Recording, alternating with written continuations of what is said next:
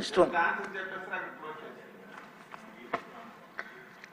అధ్యక్ష, మొదటి ప్రశ్నకు సమాధానం లేదండి. ప్రస్తుతం ఉచిత గ్యాస్ సిలిండర్లను రాష్ట్ర ప్రభుత్వం అందించడం లేదు. అయితే 2016 నుంచి 24 వరకు ప్రధాన మంత్రి ఉజ్వల యోజన పథకం కింద కొంతమంది లబ్ధిదారులకి ఈ ప్రయోజనం చేకూరుతున్నది. రెండో ప్రశ్నకు సమాధానం, కేంద్ర ప్రభుత్వం పిఎంయువై పథకం కింద 9,65,361 మంది లబ్ధిదారులకి మొదట ఉచిత ఎల్పిజి సిలిండర్తో పాటు ఉచిత ఎల్పిజి కనెక్షన్ కూడా మన రాష్ట్రంలో ఇవ్వడం అవుతుంది. అధ్యక్ష, ఎన్డీఏ కూటమిలో భాగంగా మేము ఇచ్చిన మేనిఫెస్టోలో ఖచ్చితంగా మహిళలకి ఉచిత గ్యాస్ సిలిండర్ల గురించి ప్రస్తావించాం. దానికి మన ప్రభుత్వం కట్టుబడి ఉంది.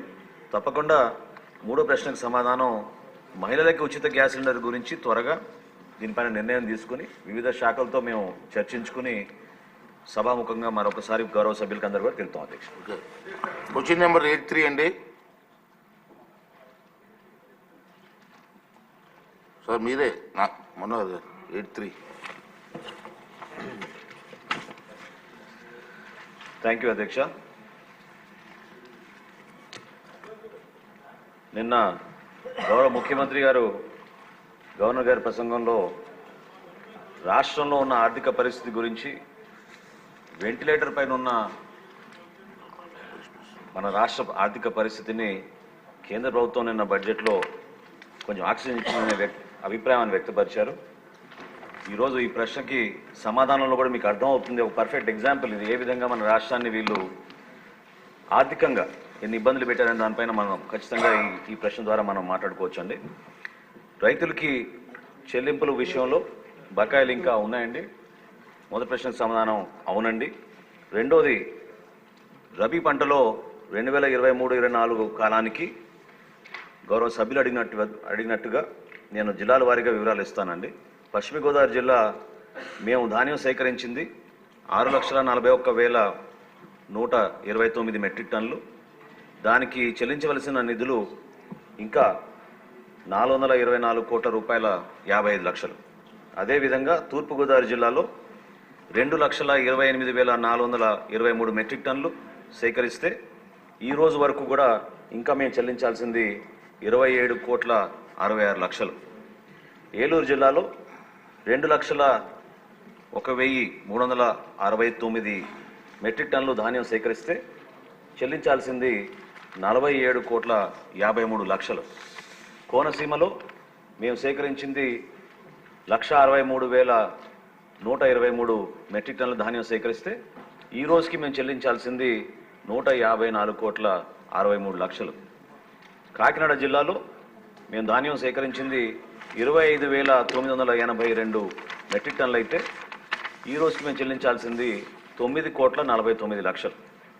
బాపట్ల జిల్లాలో 4,981 మెట్రిక్ టన్నులు మేము సేకరిస్తే ఈ రోజుకి చెల్లించాల్సింది 10 కోట్ల 54 లక్షలు. అంటే సుమారు 132,853 రైతులకి 1,674 కోట్ల రూపాయలు బకాయిలు పెట్టి గత ప్రభుత్వం వెళ్ళిపోయారు అధ్యక్ష. కనీసం రైతులకు చెల్లించలేదు. అయితే మా ప్రభుత్వం వచ్చిన తర్వాత మేము ఇన్ని ఆర్థిక ఇబ్బందులు ఉన్నా కూడా గౌరవ ముఖ్యమంత్రి గారు, అదేవిధంగా గౌరవ ఉప ముఖ్యమంత్రి గారి చొరవతోటి 1000 కోట్ల వరకు సమీకరించుకుని రాష్ట్ర ప్రభుత్వ సహాయంతో ఆ రైతులకి మేము చెల్లించాం అధ్యక్ష. దాని వివరాలు కూడా ఇస్తాను. పశ్చిమ గోదావరి జిల్లాలో 27,626 రైతులకు 523 కోట్ల రూపాయలు చెల్లించాం. తూర్పుగోదావరి జిల్లాలో 619 రైతులకు 177 కోట్ల 32 లక్షలు చెల్లించాం అధ్యక్ష. అదేవిధంగా ఏలూరు జిల్లాలో 600,215 రైతులకు 153 కోట్ల 66 లక్షల రూపాయలు మేము చెల్లించాం. కోనసీమలో 700,952 రైతులకు గాను 118 కోట్ల 15 లక్షల రూపాయలు మేము చెల్లించాం అధ్యక్ష. కాకినాడ జిల్లాలో 1,507 రైతులకు 27 కోట్ల 16 లక్షల రూపాయలు చెల్లించాం అధ్యక్ష. బాపట్ల జిల్లాలో 48 రైతులకు 42 లక్షల రూపాయలు మేము చెల్లించాం అధ్యక్ష. సుమారు 50,000 మంది రైతులకు 1000 కోట్ల రూపాయలు నెల రోజుల్లోపే, మా ప్రభుత్వం వచ్చిన నెల రోజుల్లోపే మేము ఈ రైతులకి బాసటగా నిలబడడానికి ధైర్యం నింపడానికి కోసం మన ప్రభుత్వం నుంచి కష్టకాలంలో కూడా వీళ్ళకి అందించడం జరిగింది అధ్యక్ష. గౌరవ సభ్యులు బండారు సత్యనారాయణ గారు.